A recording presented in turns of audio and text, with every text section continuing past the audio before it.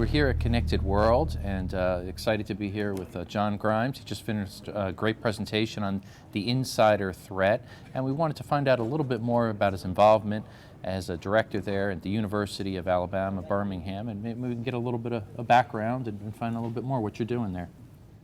Well, thank you so much for having me, Scott. I guess what you see before you is the product of your tax dollars at work. A lady friend of mine is quick to point out that a limited production model, to be sure, but woefully out of warranty.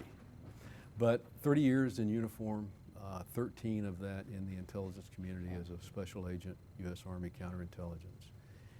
The rest pretty much spent in special forces, special operations community. When I left Afghanistan in 2012 and made that long trip home, I realized it was time to retire. But as I share with the audience today, I realized that there was information, evidence that could be used to put bad guys out of business that was never making its way into civilian courts because it resided in our classified domain.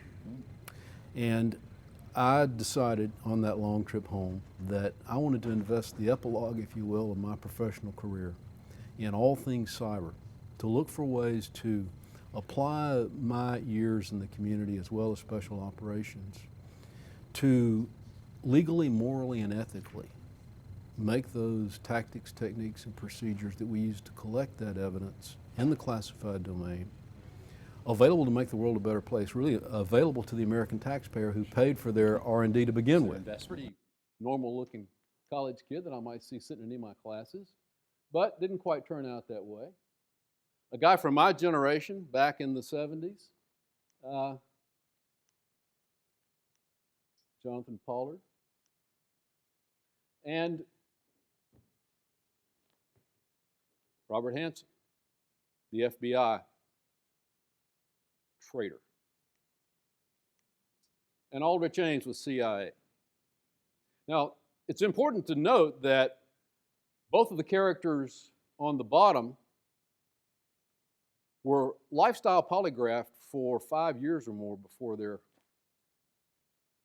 compromise. They were able to mask their spending habits and other outward manifestations of miscreant behavior. But it was ultimately their human factors that we will look at today that proved their undoing. I put Mr. Snowden in the same sort of category with Robert Hansen, with Aldrich Ames, and we've got at least a decade on both of those compromises of treason to be able to do a damage assessment. And we have lost something upwards of 200 at last count in unclassified totals of the people who have been assassinated as a result of those betrayals. I will not be surprised that over time, Edward Snowden will be held accountable for nothing less. Yeah. Excellent, thank you. Well, hopefully we can hear some more in your presentation tomorrow and get a chance to interact and speak some more. Thank you very much. It's my privilege to be here. Thank you so much, Scott. Thank you. You bet.